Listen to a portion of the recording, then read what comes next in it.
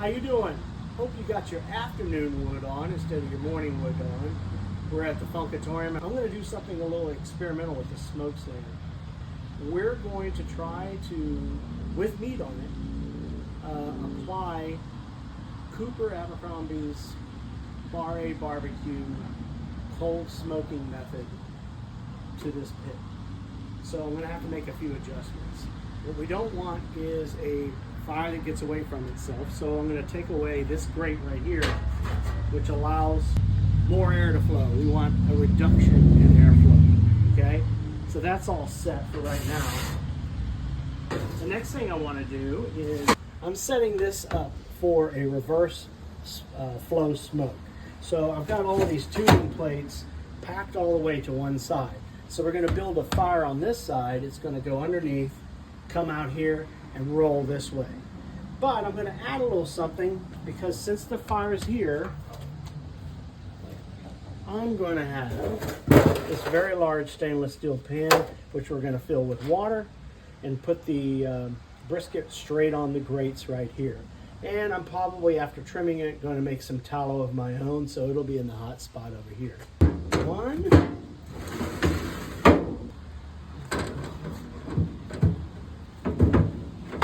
There we go. All right, so this right here is where I'm going to be putting my actual meat. Over here I'm going to put my tallow. So I want this to be pretty well protected, and this time I'm actually going to put the meat on the grate, which is very unusual for me. And we're going to be opening up just these valves over here. But the first part of this is the cold smoking process, which is going to be a real dialed back smoke. I hope I can accomplish this.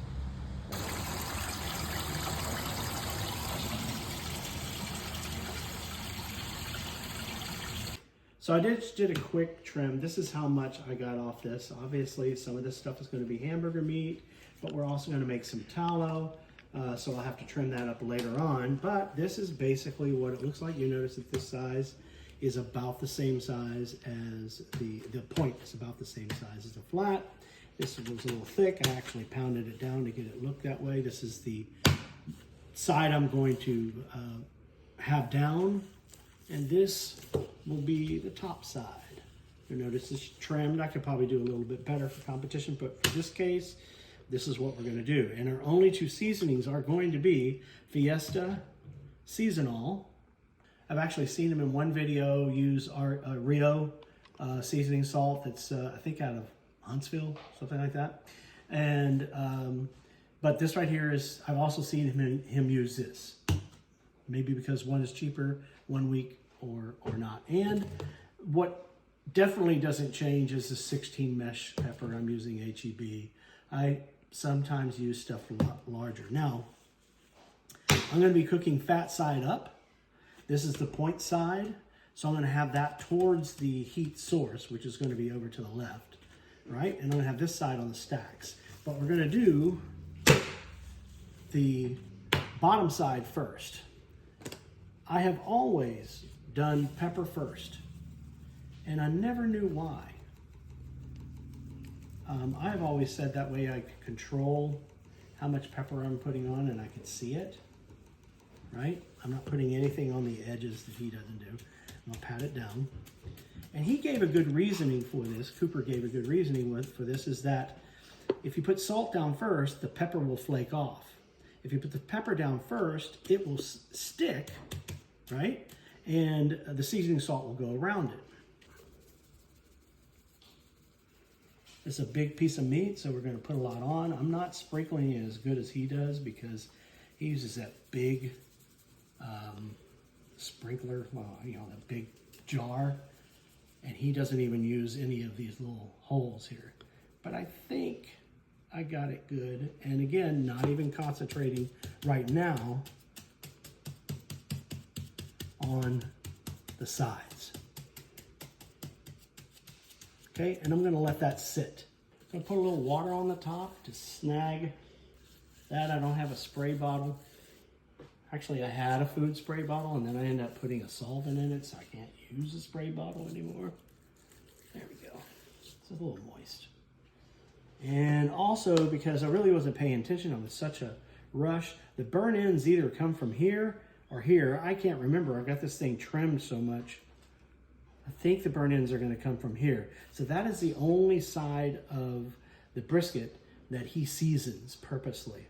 We're going to do both sides because I can't tell, right? So once again, pepper on first.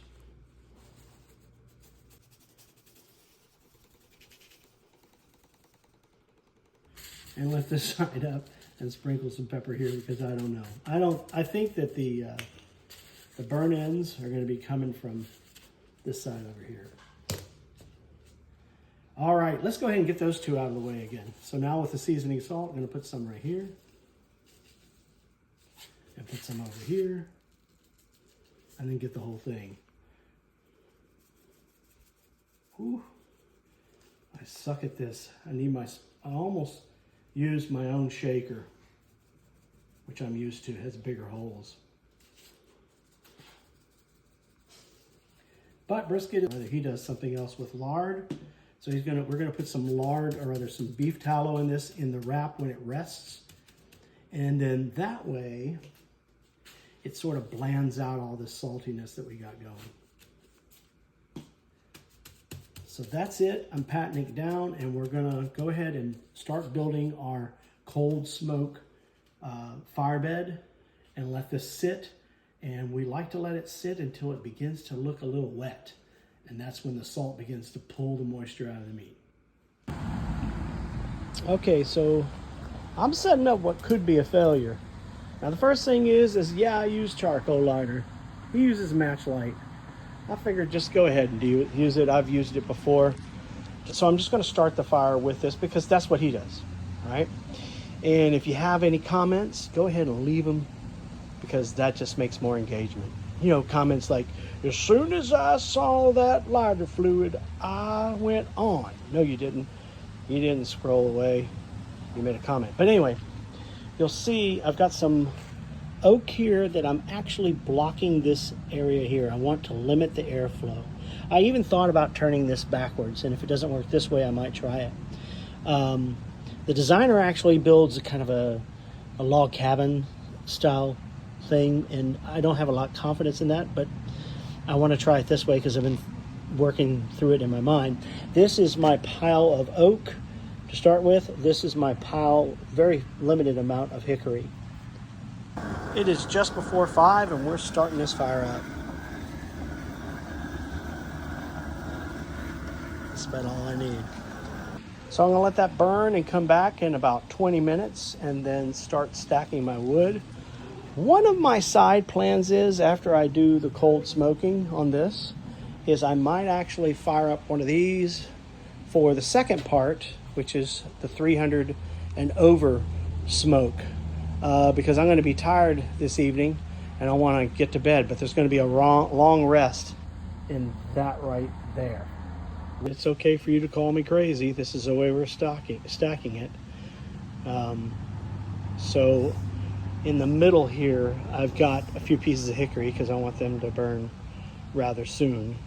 And then on the top, I have my densest piece of wood, but went back to oak. And on the bottom, I've got a little bit smaller pieces so that they will ignite. So we're gonna let this just sit here until we get some flames on that bottom row. We're about 10 minutes from our last segment, and the stack is catching. You can see those glowing coals down there. Got a good coal bed. But I'm going to leave this open. Making up some little chunks for some tallow. If you ever need blue smoke, just get yourself blue lights. Got my fans turned on to get rid of some of the smoke. I'm opening up my louvers tonight to let that out. I'll probably open up that one as well. That's about what you need it to be to begin to shut it down. Also, I'm noting the smell. This is not your typical smoking, blue smoke, no smoke type of smoke. How many times can I say smoke? On goes.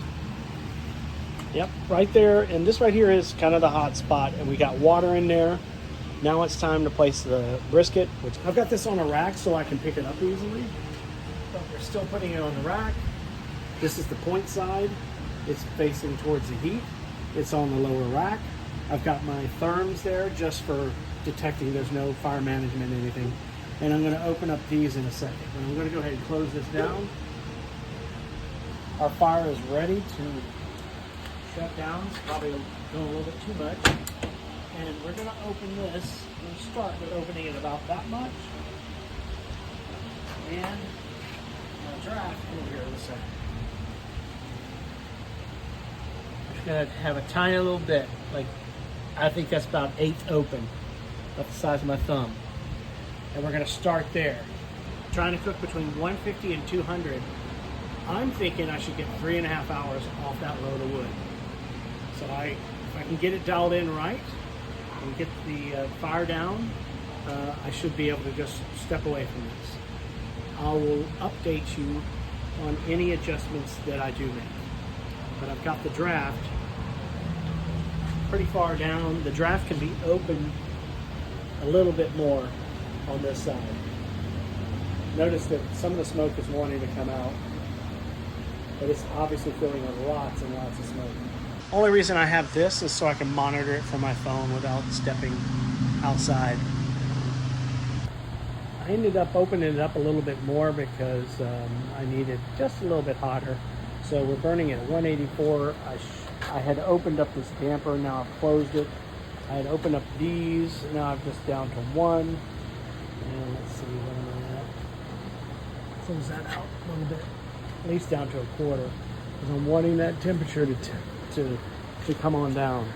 And one of the ways you can tell, this side is the side with the tallow on it, and this side over here is the side with the brisket on it. This is the one we want to be primarily concerned with, and we don't want it straight across that way. Straight across that way is 200 degrees, so we want it in this range, and you can look at it from distance. This over here, I don't care what's going on with. The hotter the better. Beautiful sunset tonight. It's perfectly cool. My lights are coming on. This is what it looks like generally when I'm smoking. And yes, that is a lot of smoke. I'm pretty courageous with $80 brisket. So we got a slow fire burning.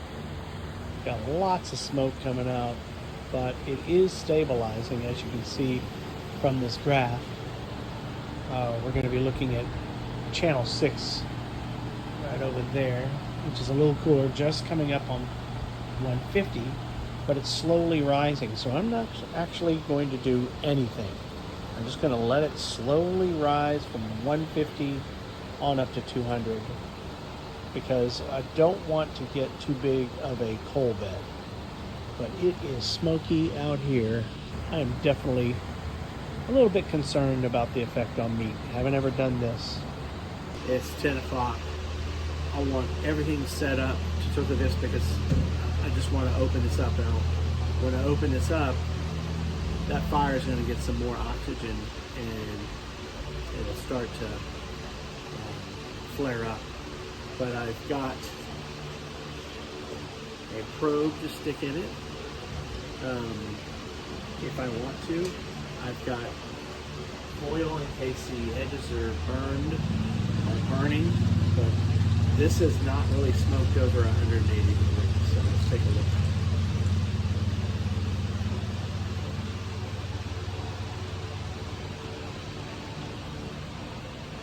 Well, that looks pretty good. Bark looks pretty good. Look at that. How's that look to you on the camera? Okay. Put these on here.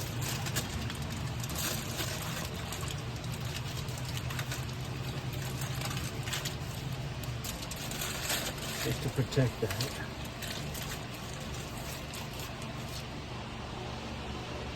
Go back. Now we're going to look at the fire. So you open it up.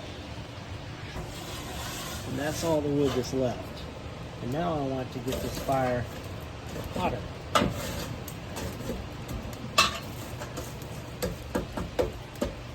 So that's my coal bed.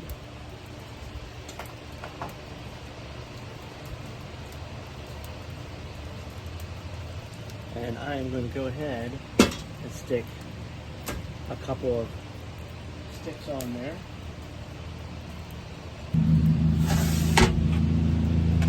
Start getting this temperature up. So I'm going to open it up about 2/3, and I'm going to open up those just a tad bit more. I like them both going the same way, so there we go. Good show. That's about what we want right there. Okay, and we're now going to ramp up the temp. I pulled this a little soon because it was only the first stage of the experiment, which is, can that thing hold that long? And the bark is set, and it is kind of pretty, and it hasn't shrunk or burned much. It's beginning to sweat along the sides. So I am actually going to go ahead and wrap this because I'm getting tired. And we're going to punch up the temperature to 300, 310 or so. Internal temperature is roughly about 155, so it hasn't even hit the stall. But we're going to force this. So the first thing we're going to do is I'm going to put a little bit of lard on this bottom here. Actually, that's beef tallow. So this is the point, this is the flat. I'm going to put the remainder of the tallow on top.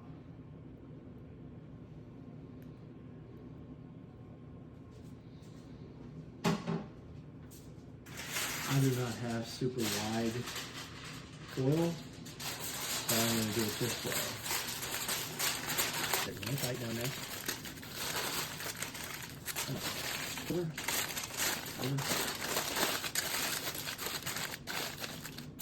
Yeah, I missed that wide foil. And a pan. Which side was the point? Left. This side? Yeah. This side? Mm-hmm. Are you sure? We gotta check the video. So I let it sit in the oven, and as you can see, we pulled it at 200, actually about 198, and you can see that it didn't get much higher than 200. Normally, I pull these things at 203. As you can see, it's 9 in the morning, and from 11 to 9 in this Cambro, it went from around 200 degrees to 146. All right, so we're going to rest this in this turkey roaster. You can even cook them in these turkey roasters too, but I suggest adding an extra thermometer so you can get the temperature right, which right now is 110, and I'm going to try to get it in 150, so which is what it's set, but I'm almost willing to guarantee that that is not going to be the temperature inside. And we're just going to hold it till noon. Okay, it's been about 10 minutes, and wow, this right here, 5, is the turkey roaster. So we are pretty perfect. So putting the hot meat in there is going to change a little bit. So I am not going to change anything to the setting here. Poured off about half of the juice inside of the foil, nestled it inside of this holder. We're nestling it at 143. Don't have to clean up that mess. But it is time to put the lid on, and to further stabilize temperatures, I'll put a towel on the top. It's 12:49, and let's see. We are at 142. It is time to pull this brisket out and begin to let it rest on the counter. So I do this in 2 stages. I'll put a rack down, put a pan down, and then I'm going to transfer this to here and unwrap because there'll probably be a lot of juice in this. So stage 1, like I said, is going to be in this pan on the rack. That bark doesn't look half bad. Ooh, it's nice and mushy there. Yes. And we're going to let it cool here for about 30 minutes. And then we're going to take it out of this and place it on the cutting board and let it cool a little bit more. So stage 2 of this cooling, I still have it on rack, is I like to feel underneath it, and if I can hold it up, and not burn my hand, and I'm good. And this stage is not pretty. We're gonna pick up the brisket this way and put it right there. And the lard that I took out of here and separated is going right straight on the brisket.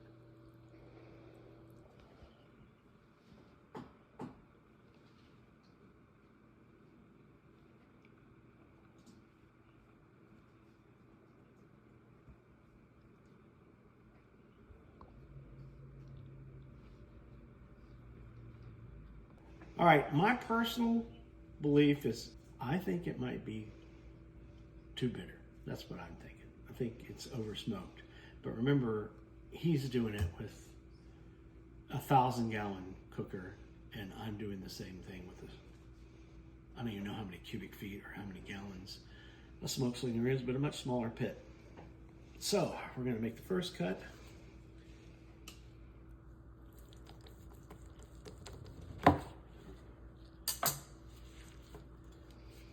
It does appear juicy.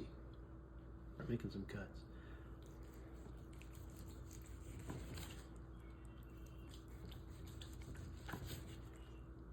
Sounds good, huh? Mm-hmm. All right.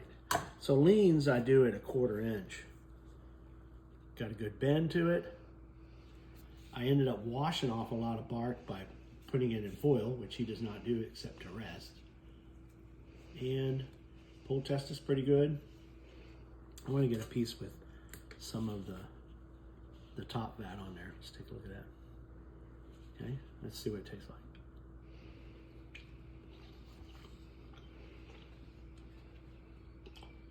Actually, as a whole piece, it's not as bitter as I thought. But let's look at something really interesting. For all that cold smoking, there is very little ring. I think my wife will like this. Definitely not like his. But that's a pretty thick piece. And so it doesn't have as much of a bend. Do it again.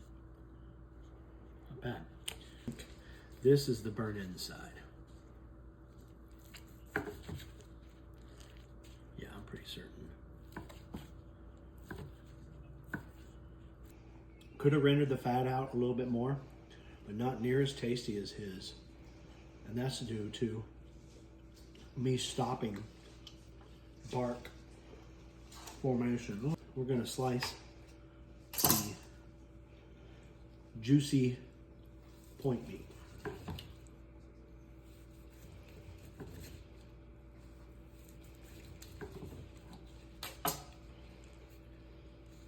Look at that. It's not bad at all. Doesn't look too bad. Ready?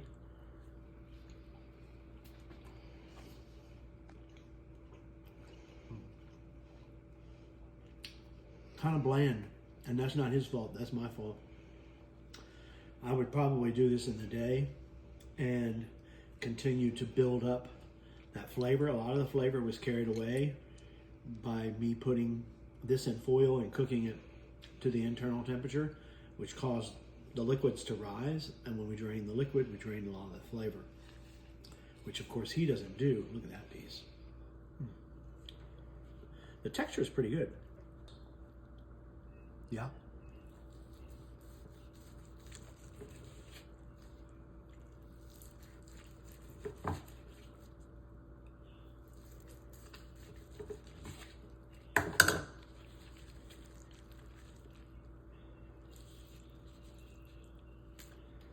Oops.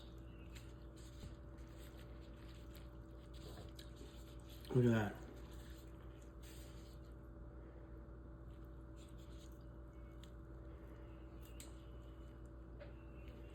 Okay, you can end.